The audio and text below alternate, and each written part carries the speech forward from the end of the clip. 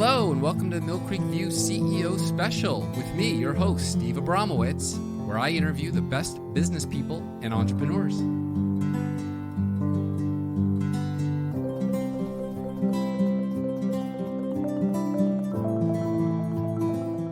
Hello and welcome back to the Mill Creek View CEO Special with your host, Steve Abramowitz. We are focused on the best businesses doing good business in America. Today we are with Daniel Diallo. Sorry. Yep. I worked on that. I practiced it.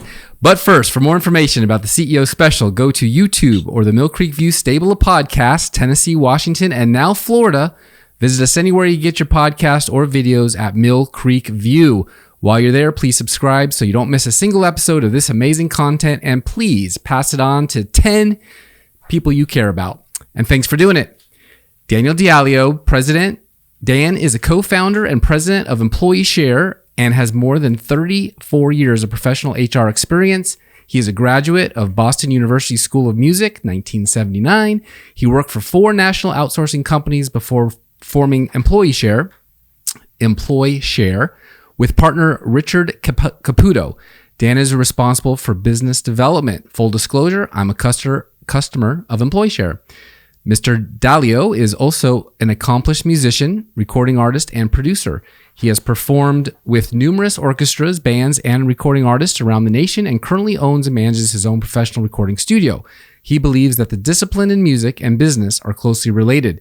To reach a very high level of performance expertise, you must practice perfectly and consistently, Dan says, and you must constantly consider all options for improvement in your methods. This is the same work ethic that Richard and he apply to his businesses.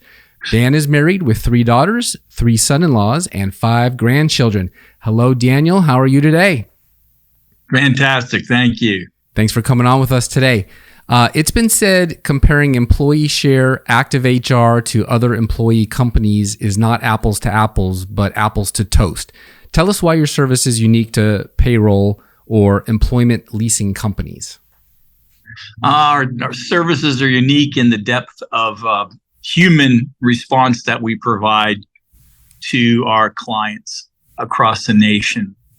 We are a very overused term called high touch, but it does mean that when you pick up the phone to call your assigned HR executive or certified payroll tech, you're going to get a person answering the phone. And that's unique in the industry because the industry is going to online user interface, go find your own stuff. Here's the form, fill it out. And we're the opposite of that. Excellent.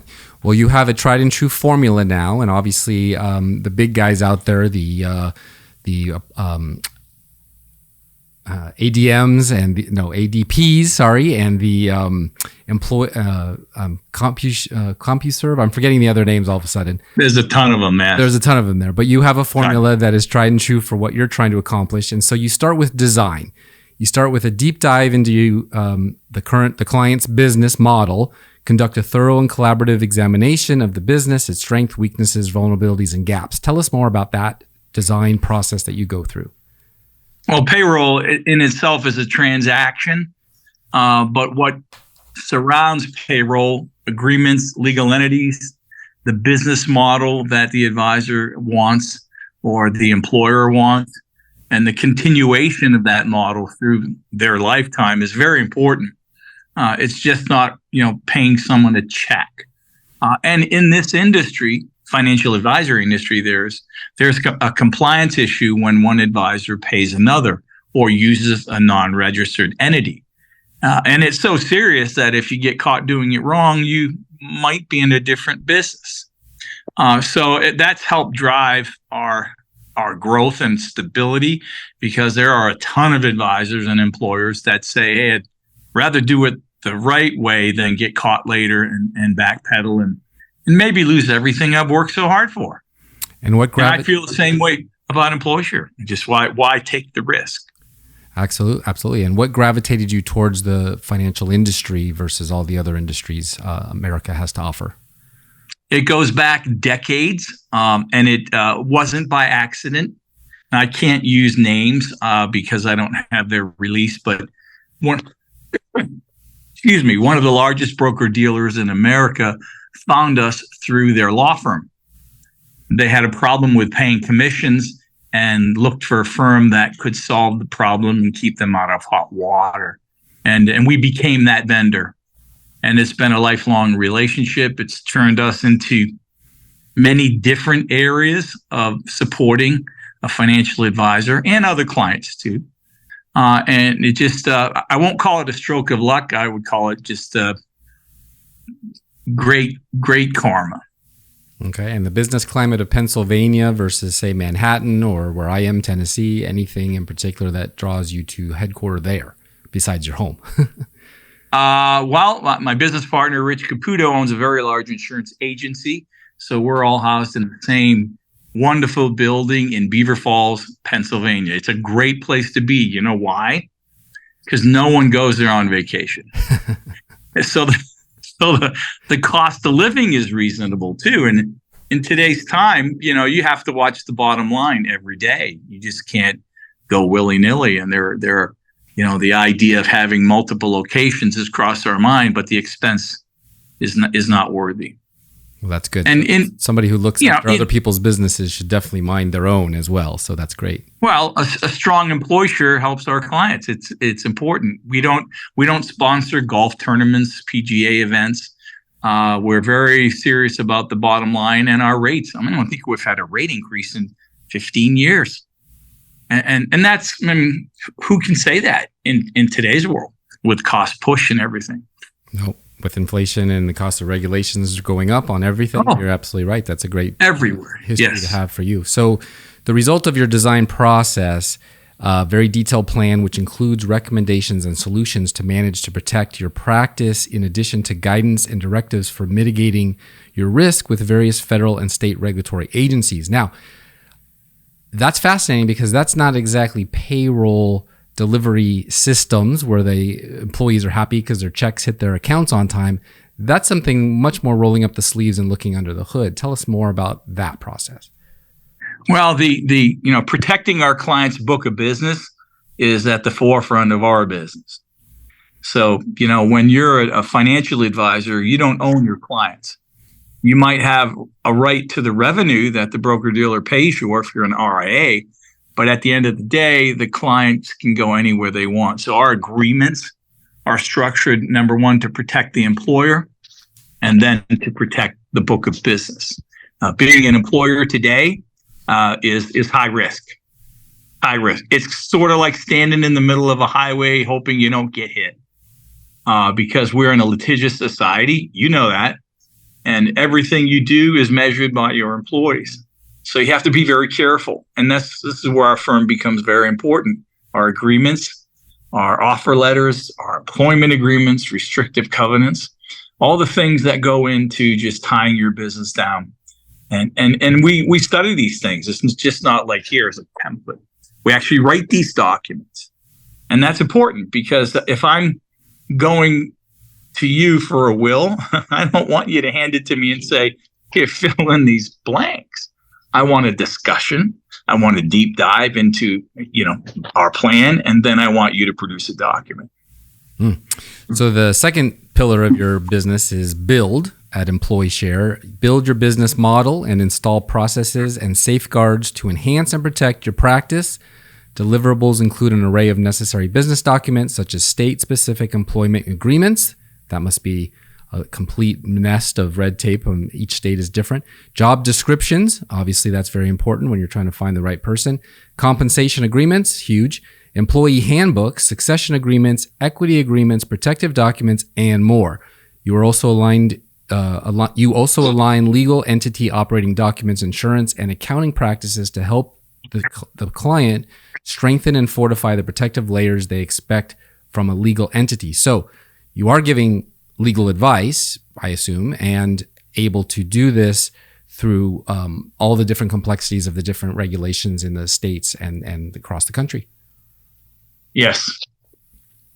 And we do work with our client's attorney, just so you know. I think as a client, Steve, I think we've told you that even though we have a plethora of attorneys who are excellent, we're not a law firm. Mm-hmm.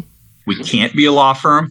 So we make it clear that we will work with your attorney and finish these documents. And that generally raises your attorney up because we're in a niche that most attorneys aren't familiar with. So when we start working with your attorney on a succession agreement, for instance, your attorney is getting our education. And that's better for our client who has counsel, because now the counsel is well aware of, wow, I didn't know this was like that in your business, Steve. And that's good. We don't hold these things close to us. Yeah, that is an amazing thing. And so do you have any success stories on that model, the build model, that you can tell us about in a few minutes, just to get an understanding of how it would work for somebody out there who may have never heard of this before and can then internalize it and say, I need that too. The deep dive that we provide is a look at what the client has now.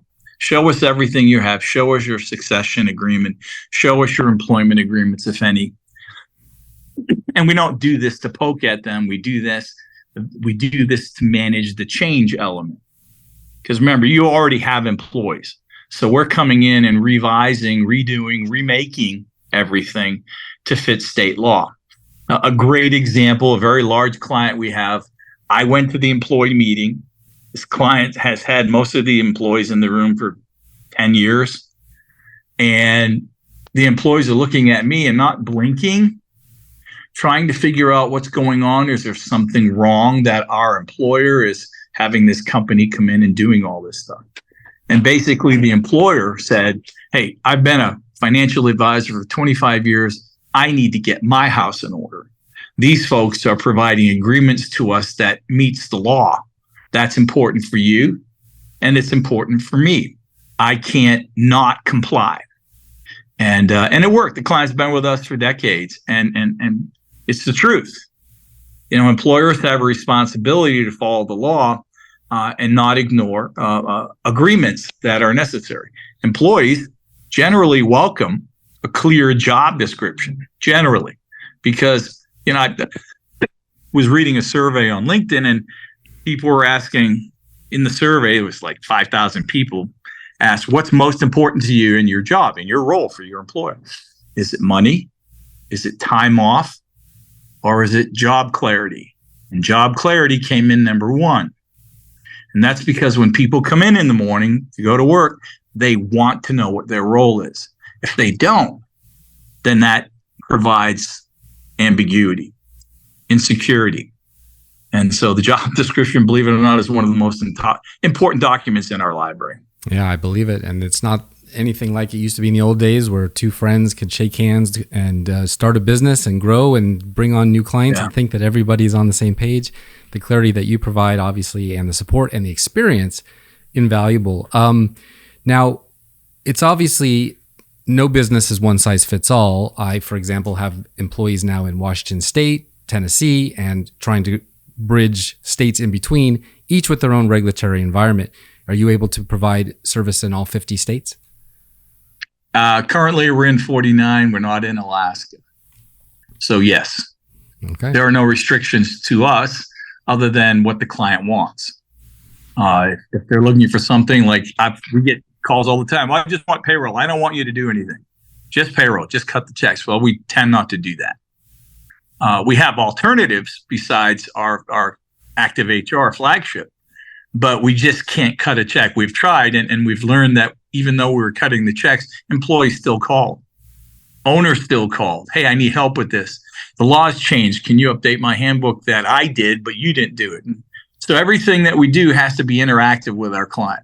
We have to be able to maintain, keep up with regulatory changes and revised documents. Remember the stay at home during 2020? Mm-hmm. Oh yeah. Our team was magnificent. They revised so many job descriptions in that beginning of that year because all of a sudden people weren't coming in. You have a new job description. It's not like the same. So it has to be revised and agreed upon. Otherwise, you won't have any control of your staff who are at home. And it was a big task that our team handled really well. Yeah, what a silver lining though for life lesson and business lessons. So the third pillar is operate, obviously. And what you just described, obviously ADP is not going to pick up the phone and do all of that business that you just talked about. You design and build your customized business model. Now we help you operate in 24/7. Our active HR approach integrates normally fragmented processes into a single source solution. We connect business model to your practice and employees, bringing you into a protective position with regulation who can hurt you the most, like FINRA, SEC, DOL, IRS, and numerous state agencies, more every day. We help you run your business and reduce your burden of risk, as you described, so you can spend more time with your clients. What I also found fascinating on your website are case studies, one of which I just want to talk about, a strong case for outsourcing HR. What can you tell us about that? You have to refresh me on that article. What was the theme of that article? Because I haven't read it. You caught me. Basically that the employee, I guess the owner of the company's expense of being in HR or having an HR department can be simplified and streamlined by working with you. Right. Well, the theme behind outsourcing anything, but especially HR, is as a business owner, you want to focus on your core competencies. And a core competency, of course, is something that you do to make money or your employee does to make money. Context functions are things you outsource, not to lose control, but to gain time. So payroll is a context function. If your employee makes a perfect payroll every week, you're not going to make any more money, ever. So you want to get rid of things that you don't need to do to afford more time. Now, the risk issue is a secondary issue because we're a fiduciary to our client of sorts. When you call us for guidance and consulting, we're on the hook for that. Hey, EmployShare family leave. I have an employee that's pregnant. Please tell me what I need to do. Now we're on the hook for what we tell you. And it's very important because you have an employee that's about to have a child and you have a business that's about to lose someone for X months. So I don't believe you should ever go to the web to Google risk. I don't think so. I would never do that. Hey, I need to go find out what to do from a Google search. Because I don't know about you, but I can find almost anything on Google to answer my question the way I want it answered. Yeah, but that's not the law. You misspell it, you might end up with something your eyes will never unsee. So well put. Before we run out of time here, tell us do people come to you for the reason to come to EmployShare for payroll and then discover all these wonderful worlds that open up to them at your services, or do they come to you for everything already because that's your reputation? Both. It really depends on how they walked into us or referred to us or came to us rather. Most of the referrals we get are from high-level field leaders, attorneys, and CPAs who have heard of us and know of us through their client and say, you need to look at this because right now you don't have a succession plan. Your agreements are 12 years old and we think you should spend the money and update them with EmployShare. Gotcha. And really, that's, if I called a financial advisor every day, they would never answer the phone. But when they call me, I answer the phone immediately, and they want to talk. And sort of like that in your business. When a client wants to talk to you, Steve, you're there, and it's the same way for us. Right. So you treat your customers like clients, as you should. All right. Yeah. So let's see. Financial practice, mergers and acquisitions, considerations for buyers and sellers, book of business composition, valuation of practice, client relationships, demographics, culture, covenants, disputes, tax implications. So I'm sure not a lot of folks would have heard of you and thought, wow, I could work with them on a merger and acquisition practice. Tell us about that. It's the number one draw right now, and I think it will continue to be. And that's because most independent practices with 2 or 3 people, maybe 10, are finding their payouts being reduced by their payor, their broker dealer. And so they're looking to come together for scale and for payout, consistent payout.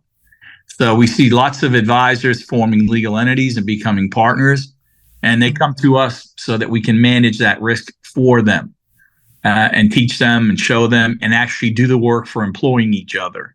Because as I said in the beginning of the call, when one advisor pays another advisor, there is a risk. And it's very important and you shouldn't ignore it. And someone did ask me one time, I know you didn't ask this, but hey, Dan, who's your biggest competitor? And it's not payroll companies. It's doing nothing. That's our biggest competitor. Because, most advisors spend their money and invest in their practice in their financial advisory world, but they generally don't invest in their structure, meaning their business structure. Yeah. It's just not something that's on their plate. Yeah. One thing I found in my 30-something year career is that we were trained to talk to clients, sell products, understand the risk, do the asset allocation, but we have absolutely no idea how to run a business, especially if we came from what's called the wirehouse world, where you spend all your life and the W-2 is taken care of, the employees are paid for, the insurance is covered, all these kind of things. But once you become independent or a franchisee, it's now all of a sudden you're a CEO. How quickly do you learn an MBA in business overnight? Not very often. So the odds of risk being high and failure being high is fantastic. But somebody like you on the case can minimize that and definitely let everyone know from your experience how to avoid some of those potholes and keep that learning curve swooped in the right direction. Okay, last question. How EmployShare helps you. We align your agreement with FINRA, SEC, IRS, Department of Labor laws, regulations, and B/D policies, fees based on scope of work, including offer term letters, purchase agreements, guidance, and consulting until completion of sale. We collaborate with your attorney and CPA to structure the terms and agreements with your best interests in mind. So I'm assuming your success rate is very, very high providing all of these services. It is. It is. And it's, someone asked me, so who's your typical prospect, Dan? And the answer is someone that cares about this stuff. Someone that doesn't is not going to come with us. It's not going to happen. All right. And lastly, since 1993, you've done more than 2,400 projects, music, short films, original music for different recording artists. It's something that drives your spirit. It's a God-given opportunity to have the ability to enjoy something. In the last 2 minutes, tell us about that and then how everybody can go out and find you, maybe on social, your website, any way that they can connect with you if they're interested in getting a streamlined business out of you. Sure. Well, I do have a recording studio website. I think I sent it to you. It's landenstudios.com, LANDEN studios.com. And that is my grandson's name, not mine. I've been a musician since I was 7, professionally since 11. So like I said to you, Steve, more than one time, you have a lot of passions in your business and many businesses. And it's gratifying to see, that we're so much alike. Music is a kind of a personal endeavor. I've worked with many artists that might be famous someday, maybe not. It doesn't matter though, because my goal in music has been to help people that normally would never go into a studio, because that's what happened to me as a young boy. People came to me because of my talent and said, I have an opportunity. And it was just wonderful how those things happen. So helping people enjoy their music and their own talent is just phenomenal. Love it dearly. And that's, what drives me. I love to play. I'll be playing next month. But as I get older and with my grandchildren, I don't play out as much anymore, only because the family is more important. I'd much rather be with my grandchildren, my wife, and my children on a Friday night than gigging in some club. That's awesome. Those days, it's just not worth it. Family first, work-life balance, that is key, even when you're dealing with employees of other people's companies. So I really want to thank you for taking the time to come on the CEO Special with me today. It's been a pleasure. I'm enjoying working with you on and off the screen. And I don't want Zoom to cut you off completely without being rude. So thank you for your time. And I look forward to seeing you again soon. Have a wonderful weekend, and thank you.